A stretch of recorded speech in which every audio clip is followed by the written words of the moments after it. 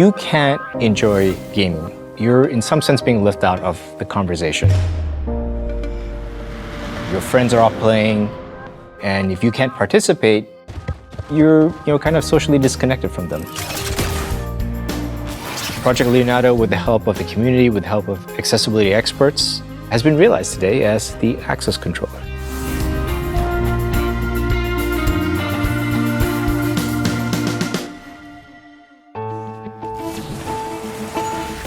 私を含む全ての人がプレイステーションのゲームを楽しむためにコントローラーが必要で、このコントローラーも全ての人に楽しんでもらうために作りたいと思いました。It was incredibly important to us to create an accessible controller, as we were really aware of a lot of players in the world who couldn't use PlayStation for a variety of different reasons. In order to get around this, they themselves had modified hardware, used third-party solutions and other ways to be able to interact with it. And it was very clear and obvious to us that we needed to do something to sort this problem out. The first step was to try to figure out what we didn't know.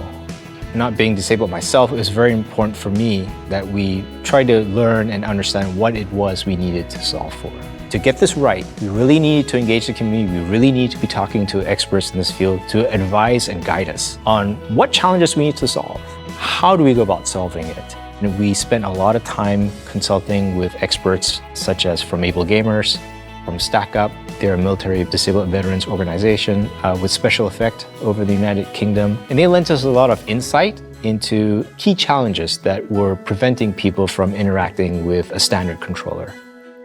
In consultation with the community, in consultation with experts, we went through very extensive prototyping phase, a much longer prototyping phase than we typically have, across 3 continents, gathering data. There was certainly more team effort and collaboration with the Access controller, more so than any other project that I've worked on. In our user testing lab in Tokyo, we have a viewing room, and in that viewing room there was always a member from industrial design or interaction design or the various other different departments involved in the project. Having this level of collaboration with the user research was incredibly important. It can't have been easy for the teams to sit in that viewing room and watch their designs get taken apart every day. ユーザーさんの語っていることを聞くっていうのもすごく大事だったんですけども、彼らの行動を観察することをすごく重要視しました。なぜその行動がうまくいかなかったのか、なぜ操作ができなかったのかっていうことを、その解決策が見つかることが結構多かったと思っています。ハードウェアとしてはプロトタイプを何種類も作りました。その都度ユーザーさんにテストをしてもらって、で評価を聞いて、でそのフィードバックに合わせてまた次のプロトタイプで改善をしていくといったことを何度も繰り返しました。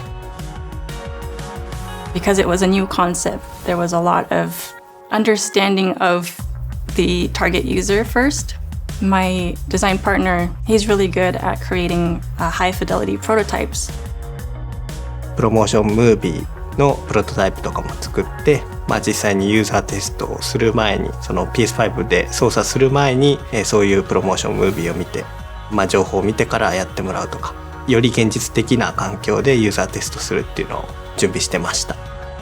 When we actually got the user test results, our assumptions were wrong. And so taking the raw feedback from the target users really influenced how we think about accessibility and the user experience around that.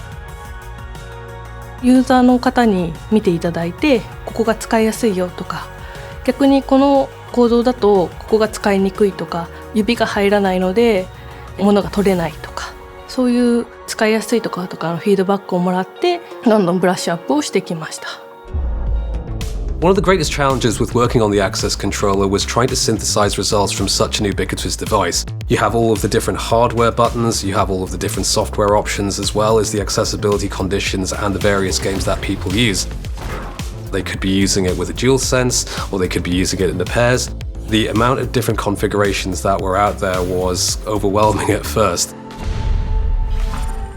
お客さんの数だけデザインのタイプがあると思っています。というのは、お客さんが自分でカスタマイズをして自分の好きなアクセスコントローラーを自分で作り上げてもらうということです。正しいデザインの形というのはないと僕は思っています。私がデザインするときに注力したのは、そのどのような組み合わせになってもそのデザインの美しさっていうのを損なわないような、そういう組み合わせに対応できるようなデザインっていうのを考えました。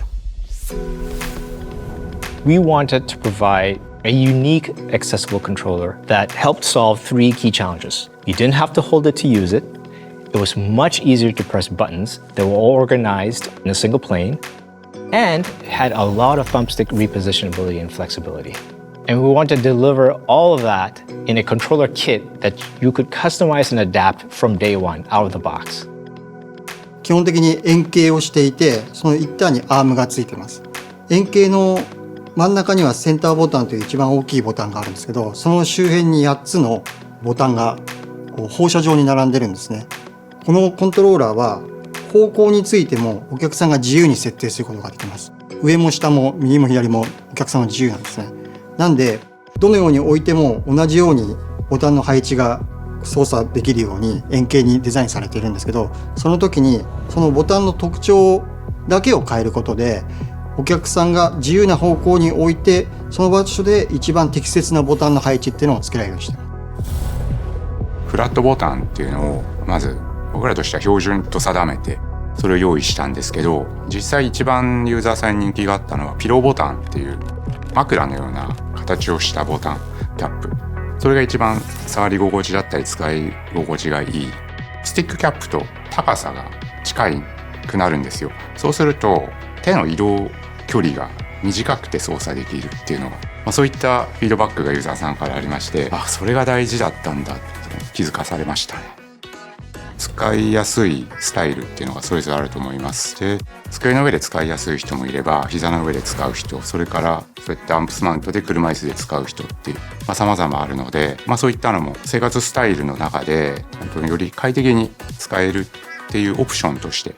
用意してます。One of the biggest challenges for the UI was explaining this complicated product as simple as possible. We started off with a lot of text. No one wants to read text. So we tried to use 3D animations as much as possible so that the user can focus on the movement of the controller rather than reading. 買ってきてつないでもらったら、まずは初期設定でいろんなボタンの付け替え機能だとか、スティックの長さ調整だとか、そういったことを 3D モデルのアニメーションを使って、そこだけじゃなくて、初期設定が終わった後も自分が好きなタイミングでそういうボタンカスタマイズとかできるように設定にもそういうメニューを置いていて、スティック感度の調整とかもできるようにしていて、もう本当にソフトウェアもそうですけどハードウェアも合わせてこう一から全部自分で作り上げられるみたいなコントローラーになってます。We wanted the entire experience from the time you purchase it to be accessible,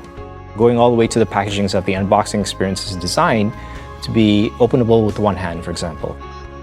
普段の商品にはつけてないんですけど、今回丸い穴を開けて、指を引っ掛けられるような構造を追加したり、シールのカットの部分に関しても2箇所丸い取り付けれるんですが、これは右手でも左手でもユーザーさんがどちらを使ってでも開けられるようにした方がいいっていうのをチームメンバーで話して今の形状にしてます。The greatest challenge so far was getting our foot out the door for this type of product. Seeing players who had never used the PlayStation before suddenly being able to actually use it via the access controller and the subsequent joy on their face was something I would certainly remember for a long time. これで終わりじゃなくて、発売した後もどんどん改善していこうと思っているので、ユーザーの皆さんのフィードバックっていうのをすごく楽しみにしています。